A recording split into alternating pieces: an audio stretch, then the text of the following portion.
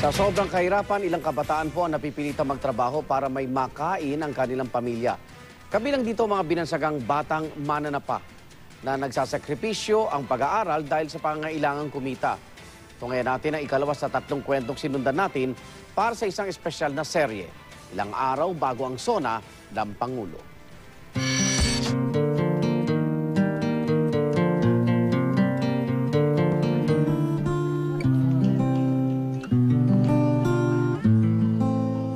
Ako po si Norvin de los Santos, 14 years old. 13 po magkakapatid kami sa pang-7 po ako. Nananapa ako kasi wala kami makain. Isang araw, 3:30 lang, hindi talaga sapat yun sa amin. Minsan naglalabada ako sa tayuman. Ayaw ko nga dapat yan payagan, kaso lang, minsan wala kaming pangkain. Dumi-dumi pa ng tubig na apakan mo sa maghapon. Sanay na yan si Normin. Sanay na yan, kahit may sugat nga yan, lumulusong yan eh.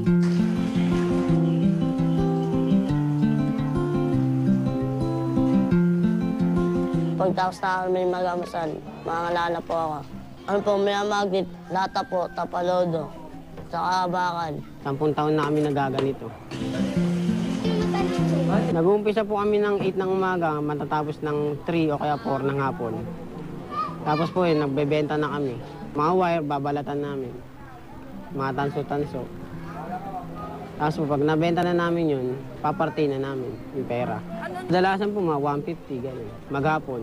Pangbiling bigas lang, tsaka diaper. High school graduate po ako pero wala akong ma-apply ng trabaho. Kaya napilitan na akong gawin to.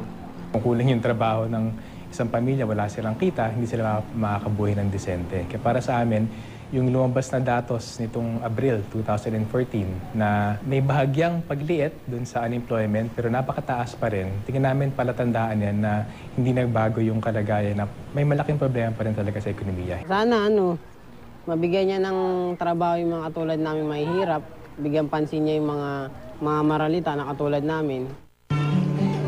Tingin niyo magkano yan?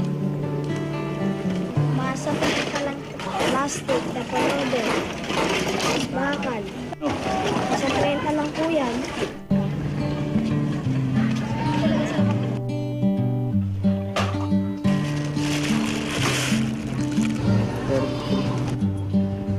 Lagi po ako absent kasi nangalala ko.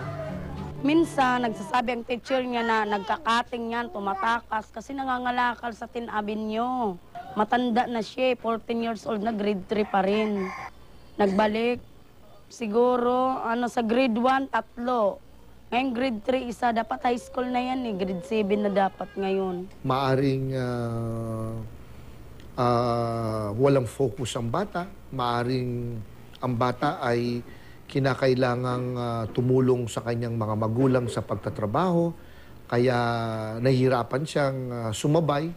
Lovers may also read similar or different text. Sa English, nahirapan siyang magbasa sa English dahil hindi niya mabigkas. The early Filipinos brain is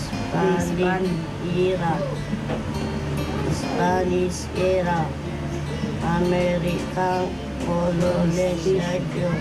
Kapag ang isang mag-aaral ay pagkatapos ng isang markahan o grading period, ang kanyang grade ay B for beginning or yung kanyang numerical equivalent ay 74% and below, siya ay magkakaroon ng remediation classes.